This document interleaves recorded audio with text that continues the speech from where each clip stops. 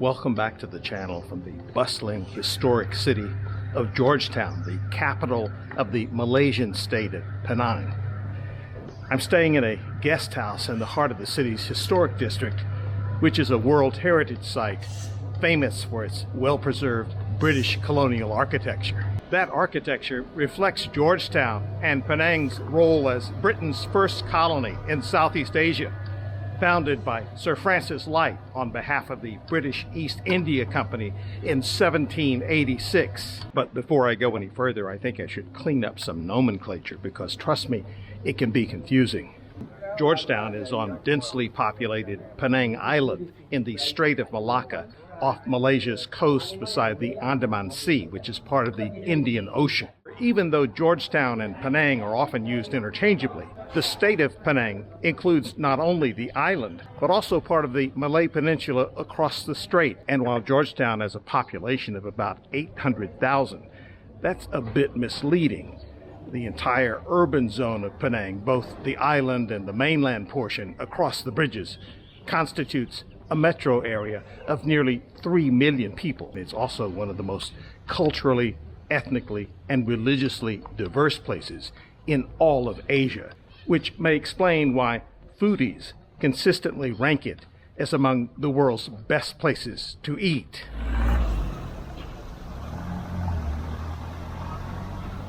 It has been raining. It just stopped. It's been sprinkling. It's cooled down to 84 degrees at 8:30 at night. And I, like so many others, are enjoying the evening. There are all kinds of skewered food to be found here.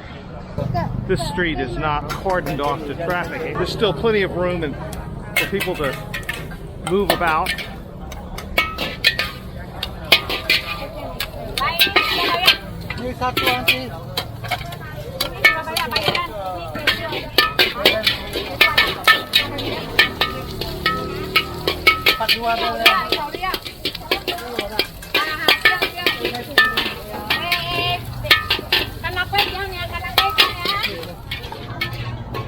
That is one noisy walk. As big as the city is, there isn't one single famous place that people go for street food.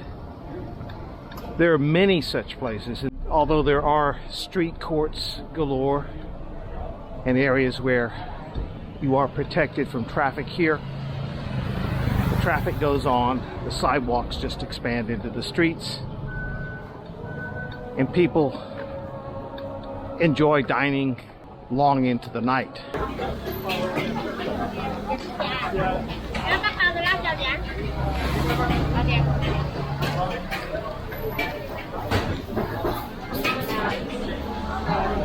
And now the rain is starting to really fall. Not that I mind, except that within a few minutes out in the rain, I'll look something like a drowned rat.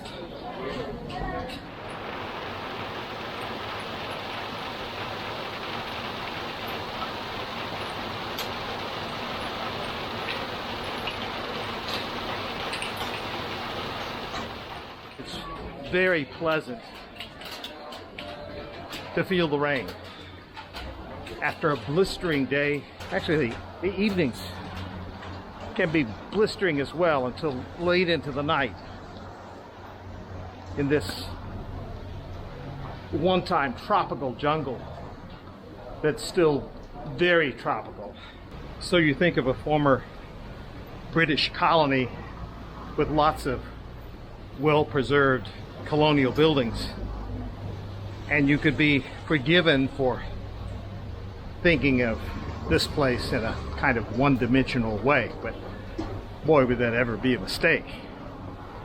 This is first and foremost an Asian metropolis with distinctly Asian attributes, such as, well, people huddled even on a rainy, warm night at food stalls out in the streets and crammed inside open-air restaurants. But there's an intangible here that you don't find in some other places in Southeast Asia. This feels like a more international place, if you will, than say Laos or even Vietnam. And that's because Penang has been a melting pot.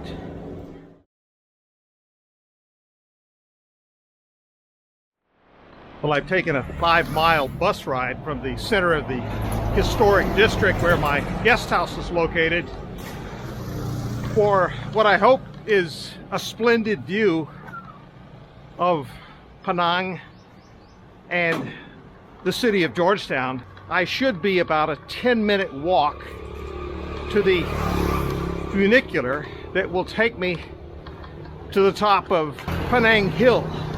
I'm almost up to the funicular and I saw this little breakfast place that tempted me. It's actually a fast food place, but it looked good. Egg, some rice, some chicken tenders with some dipping sauce and a few cucumbers along with coffee, all for about $3 US. Well, I got my ticket. It was 30 ringgit for foreigners. And that's for the normal line. There was no need to pay extra for the express line, which is 60 ringgit, because there's just relatively few people here.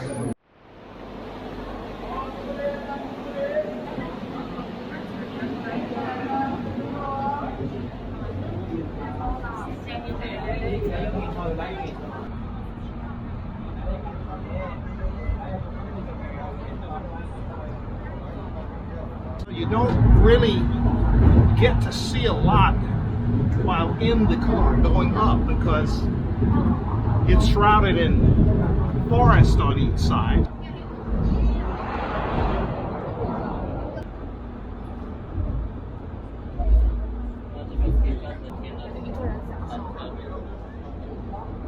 Dear visitors, the train is about to reach the upper station. Please keep your hands away from the door. So here we are. It was a nice ride, maybe 5, 6, 7 minutes, but we're at the top and I can tell already the views are going to be terrific.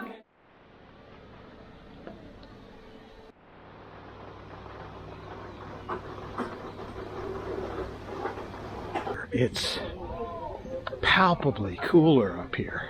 It was 85 degrees Fahrenheit for the official temperature of Georgetown just as I got on the funicular, and it feels like the high 70s Fahrenheit where I'm walking, even in the sun. I'm just really amazed and delighted at the difference. Even though everyone calls this place Penang Hill, it isn't just one hill, it's several. This particular hill is Flagstaff Hill, or in Malay you would say Bukit Bendera, a reference to the flagstaff outside a house that Sir Francis Light built as a designated getaway for the British governor of Penang. The British used this entire band of hills as a retreat. The colonial government built bungalows up here for its workers, as well as a convalescent home, a post office, and there was even an early hotel which later burned down. And before long, British gentries built their own homes, as did prosperous merchants, many of them Chinese. In the early days, it wasn't so easy to get up here. The only way to do it was by horseback, or if you were wealthy, to be carried on a dually or a sedan chair. And the persons carrying those dualies were, no rhyme intended, but they were coolies, which is sort of a polite way of saying indentured servants or slaves. Many of them here brought in from southern India and southern China.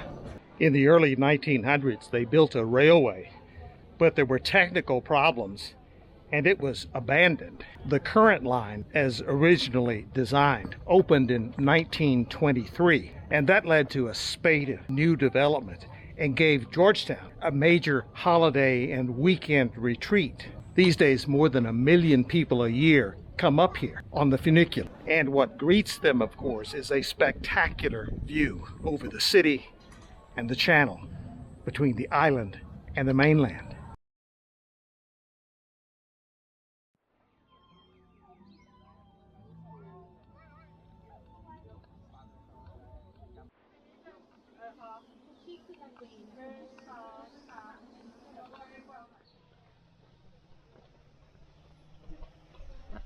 This is a UNESCO biosphere preserve, and it is an outstanding remnant of what is left of a once immense tropical jungle.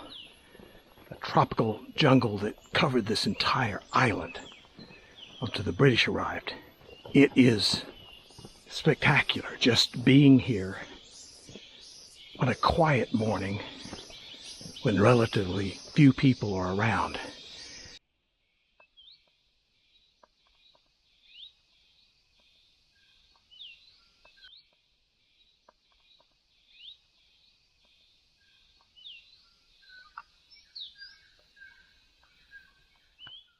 I'm walking along a 1.6 kilometer path that goes through this portion of the preserve. It's at a place called the Habitat, where if you're a foreigner, you pay something like 60 ringgit to get in. And since I'm of a certain age, I only paid 40 ringgit, which I guess is about $8. It is a spectacular place that offers stunning views, and as you can tell at the moment, just quiet solitude through a rather dense jungle.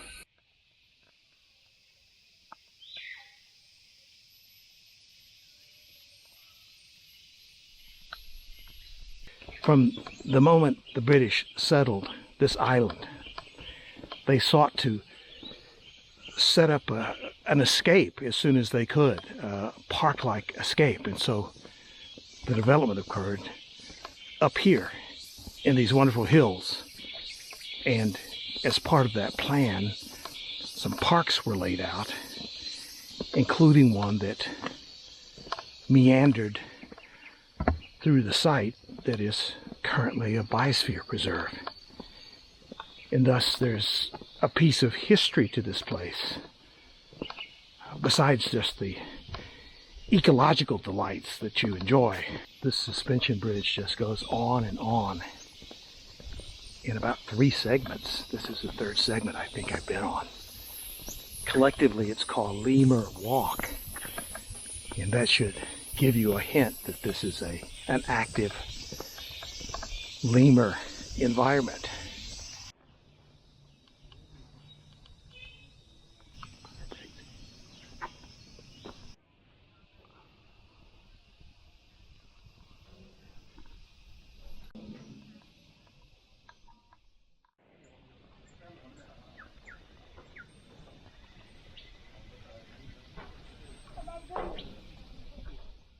This treetop walk is the cat's meow when it comes to looking down on the forest.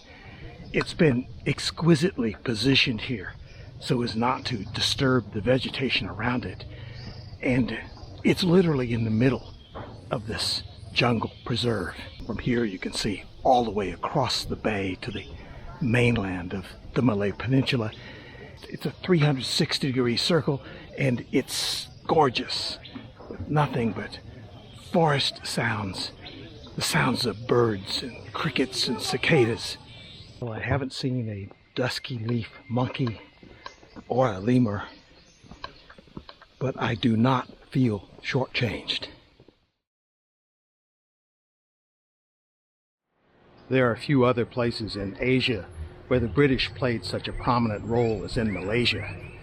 And in this one-time colony of Penang, that role began here at Fort Cornwallis. This is where the British East India Company under Captain Francis Light staked its claim after taking the island from the Sultan of Kedah in 1786. It's where Light and his compatriots first set foot on the island. and it seemed natural that they make a fort here.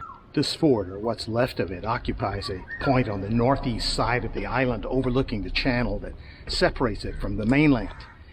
Its purpose was to protect the ill-gotten gains of the British from pirates and from any attempts by the Kingdom of Kedah to take back its land. Francis Light would die of malaria in 1794 before any serious construction was undertaken. Light remains a dominant fixture in the history of Penang, putting his imprimatur on the island despite living only the last 8 years of his life here. Not all of what he did stuck. He did rename the place Prince of Wales Island. Try to wrap that around post-colonial Malaysia. Light's successor at the British East India Company brought in convict laborers from India to build a proper fort, finished in 1810. India, of course, was another British colony at the time. The fort was built with a wide moat around it, but it was filled in the 1920s after an outbreak of malaria. Of the several old cannons lying about here, the one you see behind me, the so-called Seri Rambai cannon, cast in 1603, has a particularly interesting story. In 1606, the Dutch East India Company gave it to the Sultan of Johor in the south of the Malay Peninsula. A few years later, it was snatched by the Sultanate of Aceh on the Indonesian island of Sumatra. Nearly 200 years later, the British took it from the Acehnese as booty from a battle and brought it to Penang. In 1950, the government moved it here to the fort. I guess there's only so many things you can do with a used cannon. Just up ahead where I'm walking is the most elegant building left here, and for many years it was believed to be the chapel of the fort, which was built originally in 1799. That is the chapel. It's no longer being promoted as such. It's an ammunition storage, according to the latest information available in the fort's brochure, even though, as you can see, it looks very much like an old church. As for the chapel, wherever it used to be, there's a bittersweet story attached to it. For the first official wedding at that chapel was between a John Timmins and Martina Roselles, the bride being the widow of Captain Francis Light.